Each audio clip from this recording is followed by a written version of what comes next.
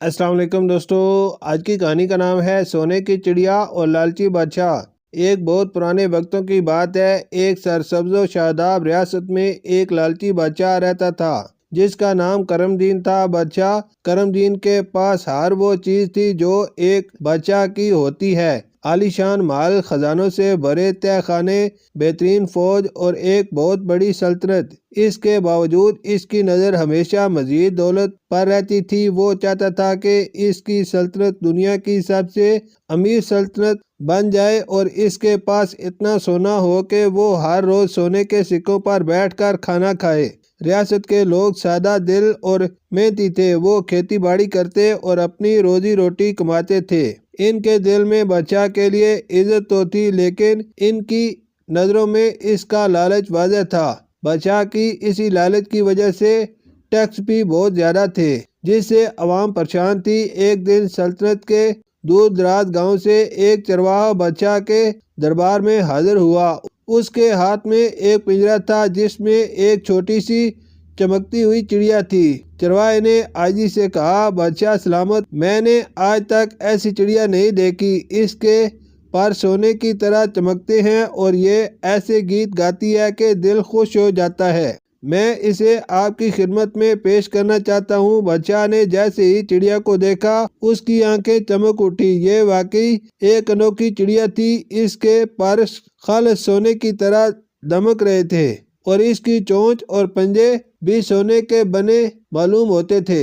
یہ ایک ایسی چڑیا تھی جیسی کسی نے پہلے کبھی نہیں دیکھی تھی۔ بادشاہ کو لگا کہ یہ قدرت کا ایک انمول تحفہ ہے جو اس کی دولت میں مزید اضافہ کرے گا۔ بادشاہ نے چرواہے کو انعام دے کر رخصت کیا اور چڑیا کو اپنے خاص کمرے میں رکھوا دیا۔ اس نے حکم دیا کہ چڑیا کی خاص دیکھ بھال کی جائے اور اسے ہر طرح کی سہولت فراہم کی جائے۔ بادشاہ ہر روز چڑیا کو دیکھتا اور اس کے سنہرے پروں کی تعریف کرتا۔ اس کے دل میں ایک خیال آیا: اگر یہ چڑیا سونے کی ہے تو کیا یہ انڈے بھی سونے کے دیتی ہوگی؟ بادشاہ نے چڑیا کے انڈے دینے کا انتظار کرنا شروع کر دیا۔ دن گزرتے گئے، ہفتے بیت گئے، لیکن چڑیا نے کوئی انڈا نہیں دیا۔ بادشاہ کا لالچ بڑھتا جا رہا تھا۔ اسے یہ خیال ستا رہا تھا کہ یہ چڑیا صرف خوبصورت ہے لیکن کسی کام کی نہیں۔ اسے لگا کہ اس چڑیا کو قید رکھنا اور اسے کھانا کھلانا فضول خرچی ہے۔ ایک رات بادشاہ کو ایک ترکیب سوجھی۔ اس نے سوچا، کیوں نہ میں اس چڑیا کے پر نوچ کر ان کا سونا نکال لوں اور پھر اس کے گوشت کو بھون کر کھا لوں، شاید اس کے جسم کے اندر بھی سونا ہو۔ یہ سوچ کر اس نے اپنے باورچی کو بلایا اور اسے سونے کی چڑیا کو پکڑ کر ذبح کرنے کا حکم دیا۔ باورچی یہ حکم سن کر حیران رہ گیا۔ اسے چڑیا کی خوبصورتی اور اس کی میٹھی آواز بہت پسند تھی۔ وہ دل ہی دل میں سوچنے لگا کہ یہ بادشاہ کا ظالمانہ فیصلہ ہے، لیکن وہ بادشاہ کے حکم کی نافرمانی نہیں کر سکتا تھا۔ باورچی چڑیا کے کمرے میں گیا۔ اس نے پنجرا کھولا اور چڑیا کو پکڑنے کی کوشش کی۔ جیسے ہی اس نے چڑیا کو پکڑا، چڑیا کے بدن سے سونا گرنا شروع ہو گیا۔ چھوٹے چھوٹے سونے کے ذرات اس کے ہاتھ میں جمع ہونے لگے اور چڑیا کی چمک کم ہوتی چلی گئی۔ چڑیا نے ایک آخری بار میٹھا گیت گایا جو کہ نہایت دل کو چھو لینے والا تھا۔ یہ گیت سن کر باورچی کی آنکھوں میں آنسو آ گئے۔ اسے احساس ہوا کہ یہ چڑیا صرف سونا ہی نہیں بلکہ خوشی اور خوبصورتی کی علامت تھی۔ اس نے چڑیا کو ذبح کرنے کے بجائے اسے آزاد کرنے کا فیصلہ کیا۔ باورچی نے پنجرے کا دروازہ کھول دیا اور چڑیا کو اڑ جانے دیا۔ چڑیا پہلے تو کمزور تھی، لیکن جیسے ہی وہ پنجرے سے باہر نکلی، اس کے پروں میں پھر سے چمک پیدا ہونے لگی اور وہ تیزی سے اڑتی ہوئی رات کی تاریکی میں غائب ہو گئی۔ اگلی صبح جب بادشاہ نے سونے کی چڑیا کا مطالبہ کیا تو باورچی نے سچ سچ بتا دیا کہ چڑیا اب نہیں ہے۔ بادشاہ کو باورچی پر شدید غصہ آیا۔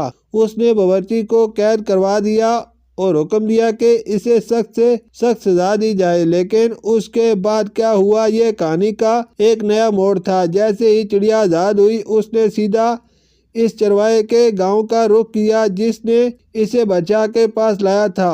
چرواہا اپنی جھونپڑی میں سو رہا تھا جب چڑیا اس کی کھڑکی پر آ کر بیٹھ گئی۔ اس نے ایک بہت ہی سریلا گیت گایا۔ گیت سن کر چرواہا بیدار ہو گیا اور اس نے چڑیا کو پہچان لیا۔ چڑیا نے چرواہے کو ساری کہانی سنائی کہ کیسے کسان اس کے سونے کے پر نوچنا چاہتا تھا اور اسے ذبح کرنے کا ارادہ رکھتا تھا۔ چرواہا یہ سن کر بہت دکھ ہوا۔ چڑیا نے کہا، میں اس دنیا میں سونا پیدا کرنے کے لیے نہیں آئی تھی بلکہ خوشیاں اور خوبصورتی بانٹنے آئی تھی، لیکن لالچی لوگوں نے کبھی میری قدر نہیں کی اور مجھے صرف دولت کا ذریعہ سمجھا۔ چرواہے نے چڑیا سے پوچھا، اب کیا ہوگا؟ کیا تم واپس نہیں آؤ گی؟ چڑیا نے کہا، میں نے فیصلہ کیا ہے کہ اب میں صرف انہی لوگوں کے پاس جاؤں گی جو میری قدر کریں گے اور مجھے اپنی خوبصورتی اور گیتوں کی وجہ سے پسند کریں گے، نہ کہ میرے سونے کی وجہ سے۔ اور پھر وہ چڑیا اڑ گئی، کبھی واپس نہ آنے کے لیے۔ بادشاہ کرم دین اپنی لالچ کی وجہ سے اپنا سب سے قیمتی خزانہ کھو بیٹھا۔ اس نے ایک ایسی چیز کو گنوا دیا جو اس کی ریاست میں خوشیاں اور رونق بھر سکتی تھی۔ اس کے بعد اس کی سلطنت میں خوشحالی کم ہوتی گئی، لوگ مایوس ہونے لگے اور بادشاہ کا لالچ اسے مزید تنہا کرتا گیا۔ اس نے سونے کی چڑیا کے لیے پورے گاؤں میں بھی تلاش کی لیکن کوئی فائدہ نہیں ہوا۔ اس کہانی کا یہ سبق ہے کہ لالچ ہمیشہ نقصان کا باعث بنتا ہے۔ ہمیں کسی بھی چیز کی حقیقی قدر کو سمجھنا چاہیے، نہ کہ صرف اس کے مادی فوائد کو۔ جب کوئی شخص صرف مادی دولت کا پیچھے بھاگتا ہے تو وہ زندگی کی اصل خوبصورتی اور خوشیاں کھو دیتا ہے۔ شکریہ۔